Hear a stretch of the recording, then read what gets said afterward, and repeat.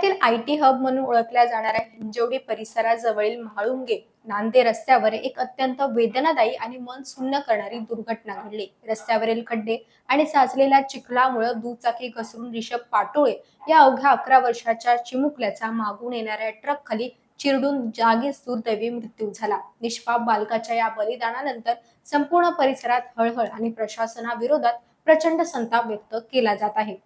मात्र या दुर्घटनेनंतर मदतीचा हात देण्याऐवजी आणि जबाबदारी स्वीकारण्याऐवजी लोकप्रतिनिधींच्या वक्तव्याने अंगीत तेल ओतण्याचं काम केलं आहे।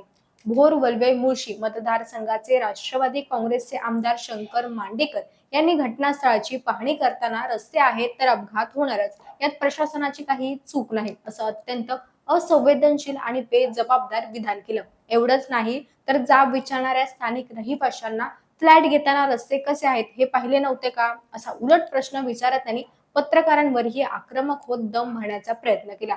लोकप्रतिनिधींच्या या मुजोर आणि अरेरावीच्या पावित्र्यामुळे स्थानिक नागरिक आणि मृत बालकाच्या कुटुंबात तीव्र चीड निर्माण झाली आहे। या संपूर्ण प्रकरणावरून आता राजकीय वातावरणही चांगलंच तापलं आहे। शिवसेना नेते आदित्य ठाकरे यांनी घटनास्थळाला भेट देऊन महायुती सरकारवर जोरदार तोफ टाकली। वर्षभरापूर्वी बैठका होऊनही रस्त्यांची दुरावस्था कायम का राहिली आणि या चिमुरड्याच्या मृत्यूला शेवटी जबाबदार कोण, असा संतप्त सवाल त्यांनी उपस्थित केला। केवळ 4-5 लाखांची तुटपुंजी मदत देऊन हा प्रश्न सुटणार नाही असं सांगत त्यांनी प्रशासनाला धारेवर धरलं। तर दुसरीकडे पुणे शहर काँग्रेसने पुणे महापालिका आयुक्तांची भेट घेऊन गणेश उत्सव पूर्वी शहरातील सर्व खड्डे तातडीने बुजवण्याची आणि निकृष्ट कामांची चौकशी करण्याची मागणी केली आहे। विशेष म्हणजे सत्ताधारी पक्षाचे ज्येष्ठ मंत्री छगन भुजबळ यांनीही अशा अपघातांची जबाबदारी महापालिका अधिकाऱ्यांवर निश्चित केली पाहिजे असं स्पष्ट मत व्यक्त केलं। स्मार्ट सिटीच्या बाता मारणाऱ्या पुण्यात दररोज नागरिक अशा जीवघेण्या खड्ड्यांचा सामना करत आहेत। एका